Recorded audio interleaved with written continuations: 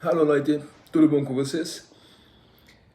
Hoje eu quero trazer para vocês uma compilação das 10 doutrinas mormons mais bizarras.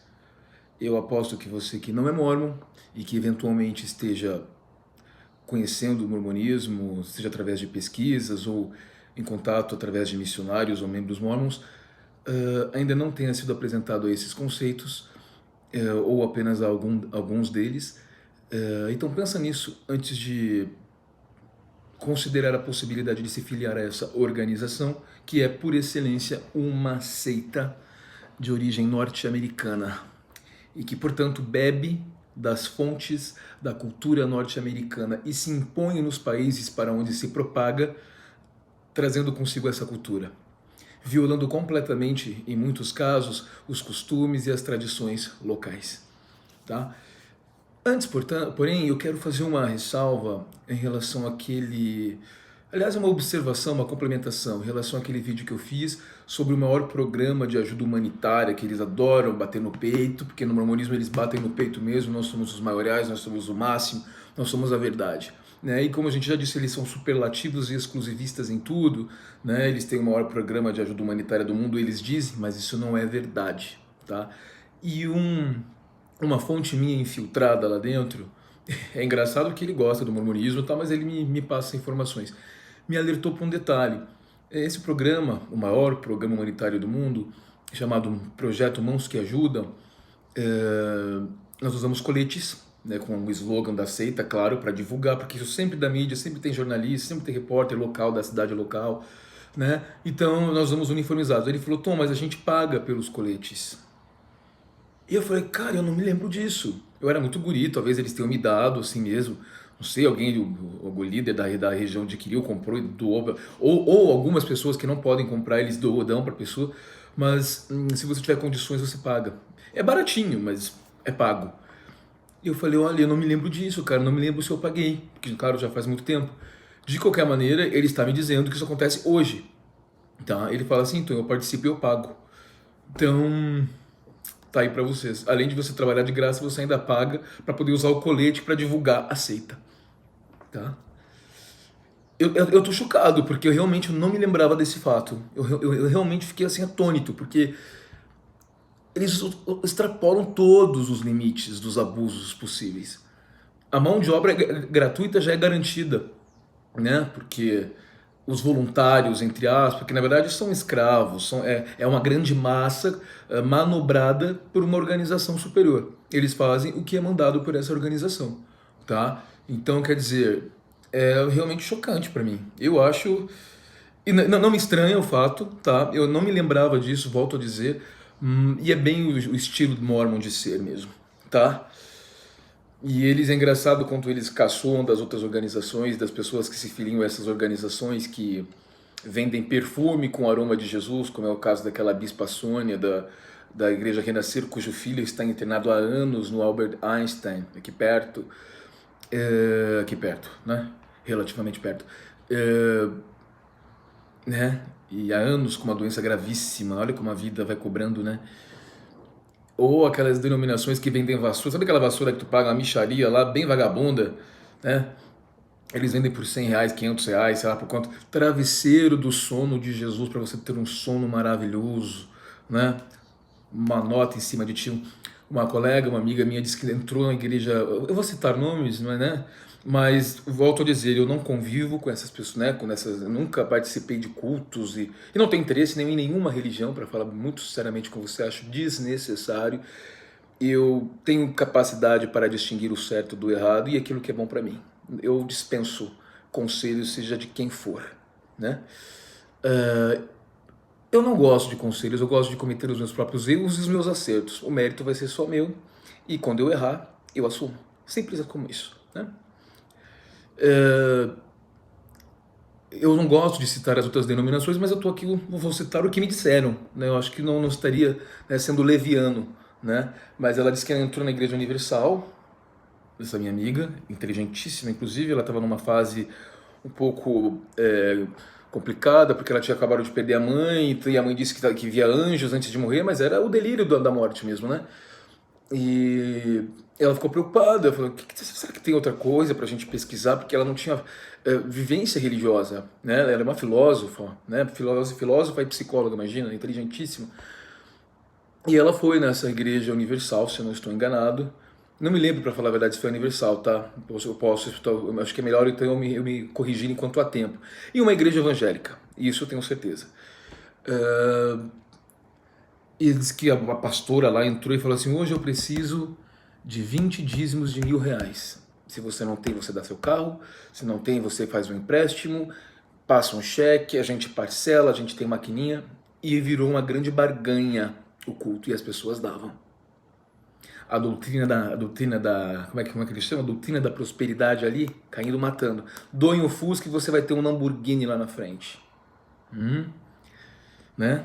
Ah, mas isso não existe na igreja Mormon. Será que não? Você vai ser um deus, eles prometem muito mais do que isso. Você vai ser um deus, você vai ter poderes especiais para construir planetas, criar planetas. Essa é a maior promessa de todas, não é verdade? Bom, muito bem, feita essa ressalva, só mais outra colocação que eu quero fazer. A gente tem falado muito, esse canal é um pouco politizado, não sei se vocês notaram, sobre a questão da escravidão, que é uma das marcas históricas do mormonismo, né? E quando eles aboliram isso, entre aspas, que foi só em 1978, eles disseram que fizeram isso por conta de uma revelação, que Deus baixou lá e falou, não, a marca de Caim foi retirada e tá tudo certo, na próxima vida eles vão ficar mais branquinhos e vai estar tudo certo. Né, e o próprio livro de Mormon traz essas doutrinas até hoje, que é o livro, né, a pedra angular da religião deles, que é mais importante do que a Bíblia. E se eles disserem o contrário, é que eles estão mentindo. É mentira. O livro de Mormon é o mais importante. Você não presta o testemunho de que a Bíblia é verdadeira, você presta um testemunho de que o livro de Mormon é verdadeiro. Ah, não, mas é uma complementação com a Bíblia, eles andam lado a lado. Conversa fiada. O livro de Mormon é o livro mais verdadeiro da face da Terra. Eles dizem isso pelo menos 50 vezes num único dia. Em um culto deles, que é para isso vir entrando em você, isso vai fixando, e quando você percebe, você nem pensa mais, você já está acreditando sem acreditar, porque é uma coisa mecânica. Né? Pela repetição a coisa se torna real. E você vai seguindo a manada. É assim que funciona. A gente tem vídeo sobre o comportamento de manada.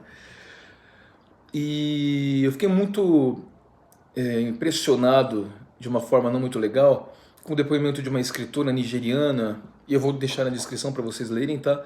Em que ela disse que o avô dela foi um escravocrata, né? Ele era um comerciante de escravos, então eles raptavam seus pares, porque assim, né, na África até hoje existe esse sistema tribal, né, tribos e tal, e algumas tribos eram vistas como inferiores, então elas poderiam ser escravizadas, então eles raptavam essas pessoas e vendiam para os colonizadores, os britânicos, os europeus, né? Eu já tinha escutado essa história, mas eu duvidava, e confesso que demorou, não realizei uma pesquisa aprofundada sobre o assunto, não sei porquê, não sei, talvez falta de interesse, falta de vontade e até medo de que fosse verdade. E eu fiquei chocado com isso. Ela diz, claro, ela é negra, né? E ela falou, mas o meu bisavô não deve ser condenado com os padrões atuais. Então esse comentário dela derruba de uma vez por todas a ideia de uma reparação histórica. Assim, no ponto de vista dela, né? E claro que o que ela está falando é um absurdo, tanto é que a gente vem derrubando aí insígnias, estátuas. Essas pessoas têm suas memórias eternizadas em homenagens com monumentos em endereços importantes, né? São escravocratas, são pessoas que depois eles enriquecem muito, se tornam muito influentes, começam a fazer caridade, com o intuito mesmo, né? Aquela filantropia empresarial, aquela filantropia da autopromoção, para serem eternizados. É um negócio também a filantropia. Mas quando essa escritora diz isso, meu avô não pode ser julgado porque naquela época era esse o padrão da época, ela está comprometendo toda essa discussão que a gente está colocando aqui. Ela é negra. Ela não se sensibiliza com a própria causa. Né? Há sim uma dívida histórica. Olha as desigualdades abissais que a gente enfrenta. Vem dar uma voltinha na Avenida Paulista, ou vocês que moram em cidades grandes como Curitiba, Porto Alegre, Rio, e vão ver quem são os indigentes. É simples, vai para uma comunidade. Né? Claro, no Rio Grande do Sul é um pouquinho mais europeu, tal, a gente vai para os bairros humildes, muitas vezes está cheio de gente branquinha lá, tal, mas a gente, se você olhar, você vai ver muita gente, né, parda ou negra naquela situação. E dificilmente eles ascendem socialmente, né? Bom, só essas ressalvas.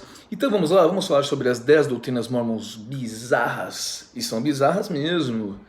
São bizarras mesmo e vocês vão ficar de queixo caído. Quem já foi mormon sabe, conhece, é claro, tudo isso. Bom, vamos começar pela própria origem da organização mormon, né? A primeira visão do dito profeta Joseph Smith, que seria o mais importante profeta da história da humanidade, tá? E ele fez mais, segundo ele mesmo escreveu, e isso é doutrina mormon, ele fez mais que mais que o próprio Jesus Cristo pela humanidade. Joga no Google que você encontra essa passagem, tá? E aí aceita, obviamente, posteriormente alterou esse texto colocando assim, Joseph Smith fez mais pela humanidade, exceto em relação a Jesus Cristo.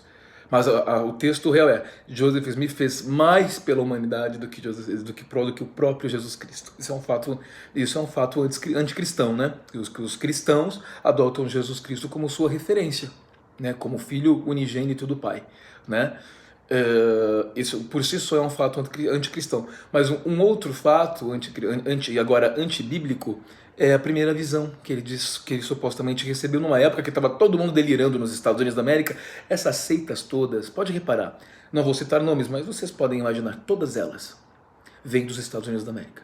E elas se propagam como fogo em pólvora. É impressionante como eles, nesses países subdesenvolvidos, né, onde as pessoas enfrentam situações financeiras mais complicadas, problemas, né, toda a exclusão, elas se agarram a isso aí. Um cara aparece lá, bate na tua porta, olha, eu sou norte-americano, aí fundam essas seitas protestantes, essas outras seitas apocalípticas, né? E é muito difícil, todas vieram de lá, né? Então ele diz que ele foi até o bosque perto da casa dele, que eu acho tão conveniente isso, né? O bosque perto da minha casa. E Deus e seu Filho Jesus Cristo se mostraram a ele em carne e osso. Já dissemos aqui e continuamos propondo esse desafio. Mostre-me alguém na Bíblia, alguma pessoa influente na Bíblia, que tenha dito a mesma coisa. Que ele viu Deus e seu Filho Jesus Cristo, carne e osso pairando sobre ele. Se vocês trazerem o canal, eu fecho isso aqui. Sério, tá bom? Né? Porque, não preciso fechar também, né? Eu vou dizer o contrário. Eu venho aqui e me retifico, né? Me reposiciono, reformulo minhas falas. Mas a gente sabe que ninguém nunca disse uma coisa dessa, né? Que Deus e seu Filho Jesus Cristo apareceram em carne e osso para uma pessoa só. Aí Deus fala assim para ele: olha, esse é meu filho amado, ouve. E nesse momento ele descobre que ele receberá uma grande incumbência de restaurar a verdade na Terra, já que fora retirada durante 14 séculos, 1400 anos. Né, a era da obscuridade, né, a enorme apostasia, como os mormons e outras seitas costumam dizer. Então aí, esses dois fatos que nós já trazemos, né? O livro de Mormon, né, primeiro, ele foi traduzido, eles dizem assim, livro de Mormon, um outro testamento de Jesus Cristo. Se você colocar uma interrogação nesse subtítulo, um outro testamento de Jesus Cristo, você está perguntando, um outro testamento de Jesus Cristo? Será que ele é? Primeiro ele foi traduzido com pedras mágicas, que eram utilizadas por caçadores de tesouros naquela época do século XIX, tá? Supostamente essas pedrinhas orientavam o lugar onde o tesouro estaria escondido. Eu sei que parece com historinha, né, de conto de fadas, mas o ser humano tem essas coisas, né, não adianta. E além disso, esse livro também traz o suposto ministério de Jesus Cristo nas Américas após a sua ressurreição.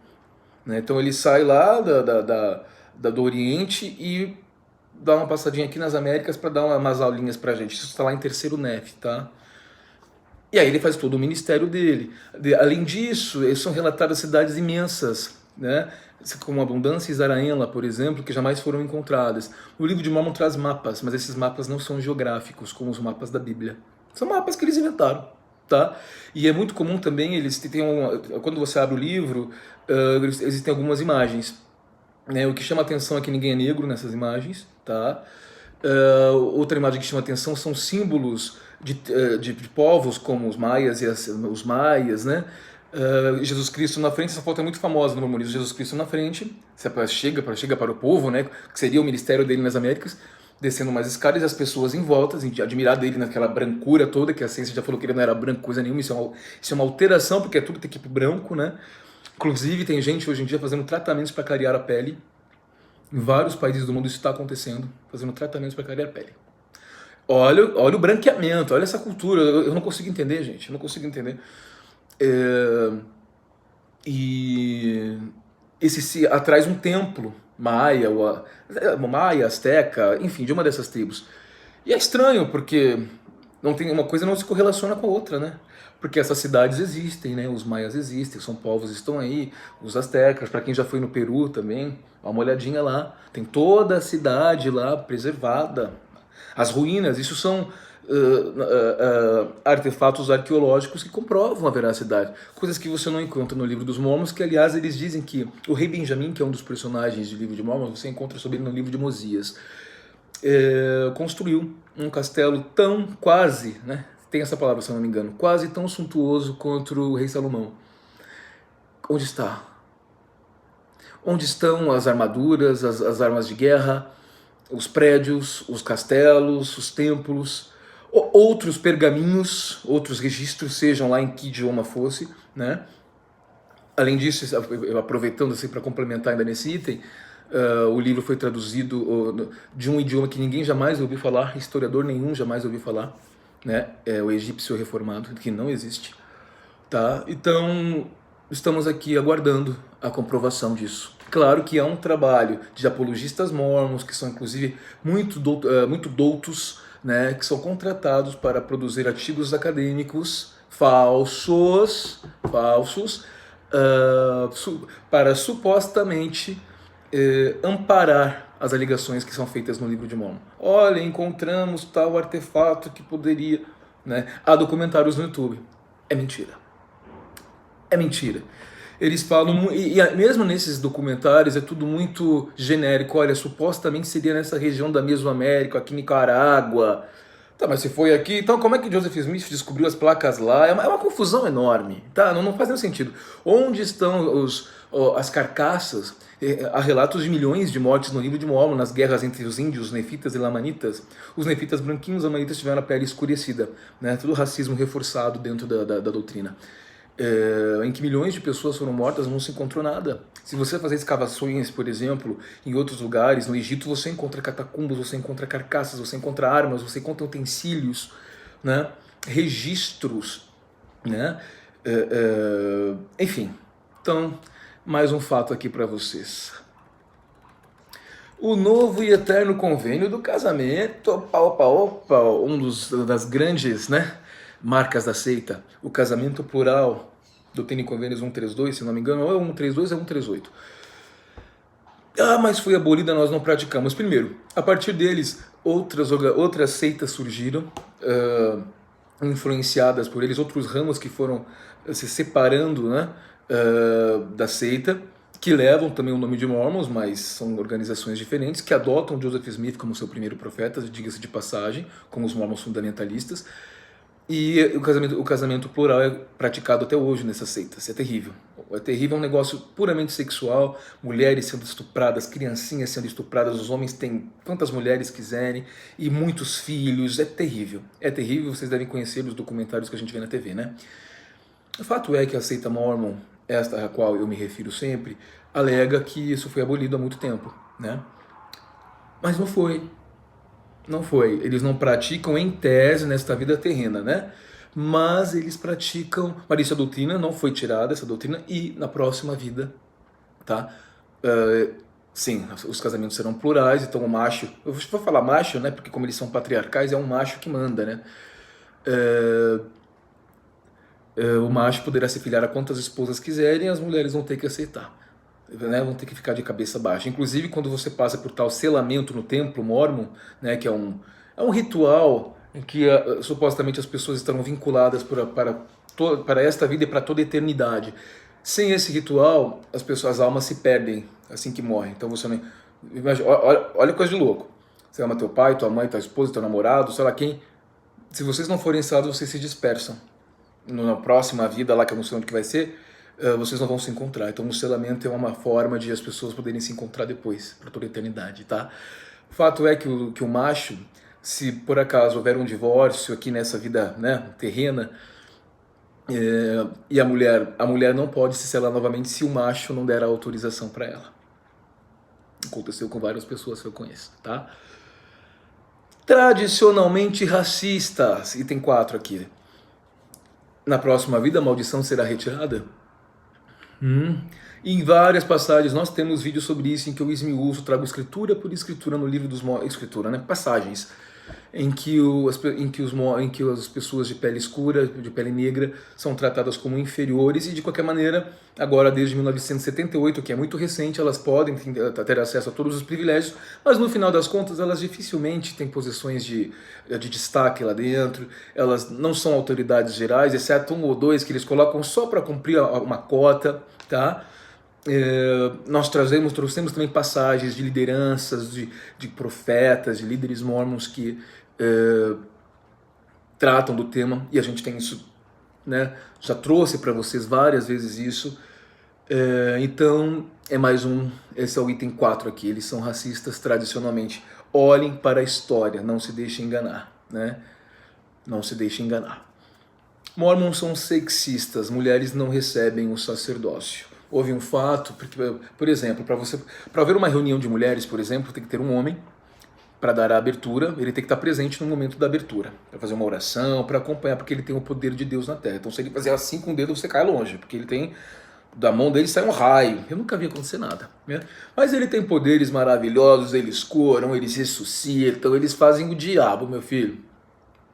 Eu nunca vi ninguém fazer nada disso lá, né? Mas Deus, Jesus Cristo fazia isso, né? Ressuscitava, fazia barbaridade, milagre, multiplicava o pão. Em tese, os mormons receberam esse poder diretamente de Deus, tá? Mas não funciona. Não funciona. É conversa fiada, tá? E as mulheres não recebem esse privilégio. Para eles é um privilégio, né? Imagina o poder de Deus na sua casa, um homem, um portador do sacerdócio, que vai abençoar, que vai fazer, que vai acontecer, o patriarca, o macho, o alfa, o herói da família, tá?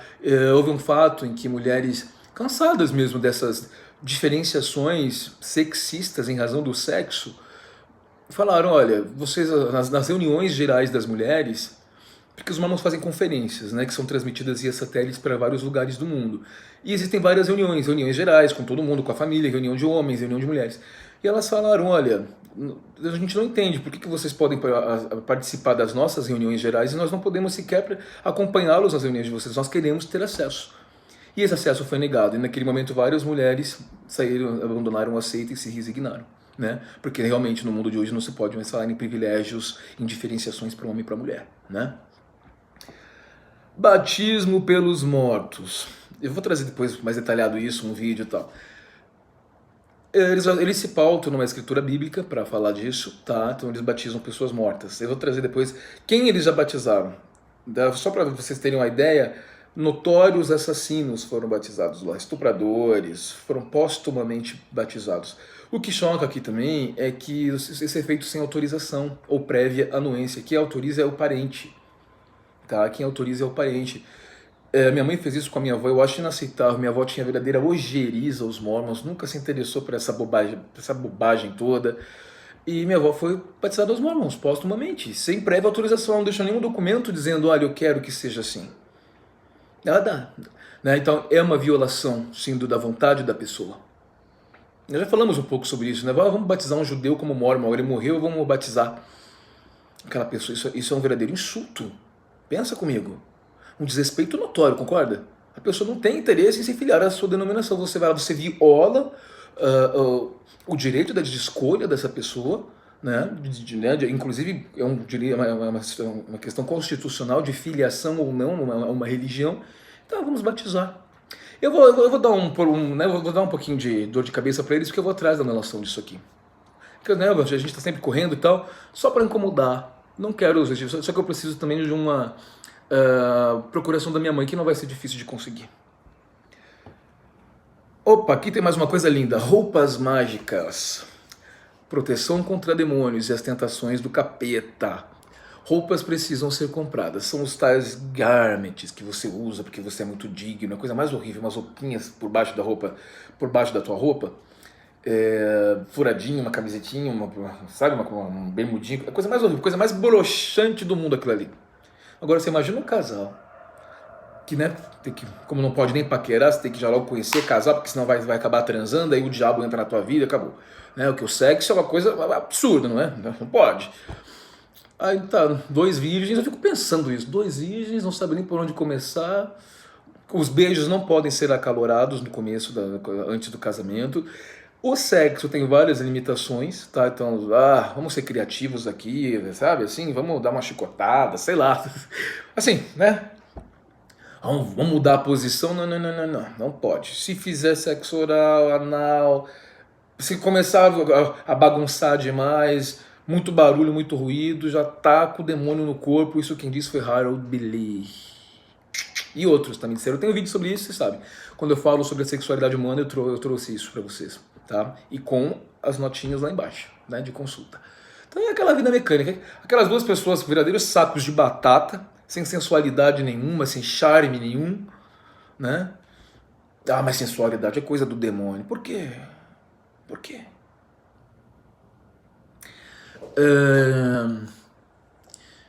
Aí se deitam na cama, aquela coisa linda, aquela roupa larga, aquela roupinha horrorosa, tem que tirar, né, fazer rapidinho que tem que fazer, colocar a roupa de novo. Já teve casos de gente, de relatos de pessoas que eram interessantes quando elas iam trocar essas roupas mágicas, que é como se fossem roupas de baixo, tá? Que devem ser, custam baratinho, mas elas são vendidas, elas não são doadas para os membros.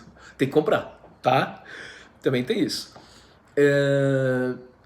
A pessoa retira por uma perna e já vai colocando na outra, para não ficar nem um segundo sequer sem os tais garments, né? Porque eles oferecem uma suposta imunização, proteção contra as tentações do demônio. Eu vi tantos e tantos e tantos e tantos casos de pessoas que usavam esse garment fazendo verdadeiras atrocidades. Claro, atrocidades em nome de Deus, né? Afinal de contas, eles são os eleitos. Graus de glória, esse é o nosso 8º item. Graus de glória. Nós já temos vídeo sobre isso, né? A maratona pela salvação. Conforme você vai avançando no mormonismo, evoluindo ali, a meta, qual é a sua meta? Não é apenas viver com Deus, não é como com a sua família, não. É você ser o próprio Deus. Quem disse isso? Quem disse isso? Vocês lembram de quem disse isso, assim, na história clássica do cristianismo? Né? Aliás, nem sei se é na história clássica do cristianismo, eu sei que algumas denominações contam essa história e os mormons, em particular, contam. Quem ambicionou a glória de Deus foi, e que queria ser como ele, que ele mesmo disse, Lúcifer. E os mormons almejam serem como deuses. Toda glória e honra que seja deles. Né? Lembra disso? Quando o Lúcifer e Jesus Cristo supostamente apresentaram um plano de salvação para todos nós aqui. Jesus Cristo bonzinho, tadinho. Não, Pai, que toda glória e honra seja tua, eu irei, morrerei, farei, etc. Só dos verbos de ação, né? Irei, morrerei, farei. E o Lúcifer não, que era um influente, né, e diz que extremamente inteligente, e relatos, inclusive aprendi no mormonismo que ele era muito bonito, muito formoso, que levou legiões de filhos de Deus junto com ele, né? E aí nós vemos uma batalha espiritual aqui, né? E é interessante porque ele disse, tudo bem, eu vou, mas eu quero a glória e a honra para mim. Nada mais justo, né? Vou ficar só aqui, me rebaixando? Vou lá, vou me lascar, vou me crucificar, vou me espancar, me torturar, e eu vou ficar, que tudo seja para você. Não dá, né? Mas assim, brincadeiras à parte, o fato é que os mormons almejam serem deuses e eles estabeleceram hierarquias. É quase como se fossem castas, recompensas de acordo com a tua conduta. Eu tenho um vídeo sobre isso que eu trago tudo fundamentado, onde o profeta deles, o líder deles, se inspirou para criar essa doutrina bizarra. Então são os graus de glória celestial, terrestral e celestial. O celestial é maravilhoso, serão os bonzinhos que vão para lá. Vou passar rápido por isso, né, porque a gente já tem vídeo sobre isso. E dentro do reino celestial existem mais 3 graus de glória, né? O que torna essa corrida, essa maratona para ser um Deus muito complicada, muito seletiva, muito restritiva, né? E depois você tem o terrestrial, o celestial, que aí o celestial já é feio. E a coisa tá feia, se você não fez nada certo, é o que eles chamam de inferno. Outro dia um mentecapto entrou aqui no meu canal, um pobre coitado, e disse assim, nós não acreditamos em inferno, vai estudar. De fato, consulta o seu site da tua igreja, aquele site mais fé, e dá uma lida nessa reportagem. Vocês não acreditam em um inferno, vocês acreditam em dois. Lá é dito com todas as letras: o reino celestial e as trevas exteriores, segundo os mormons, para onde eu serei enviado, porque eu sou um apóstata. Não há glória, e esses graus de glória são comparados à luz dos astros. Por exemplo, o reino celestial, ele tem uma glória equiparável ao sol. O reino terrestrial, ele tem uma glória comparável à lua. É isso? E o reino celestial, a glória comparável à estrela. E as trevas exteriores não há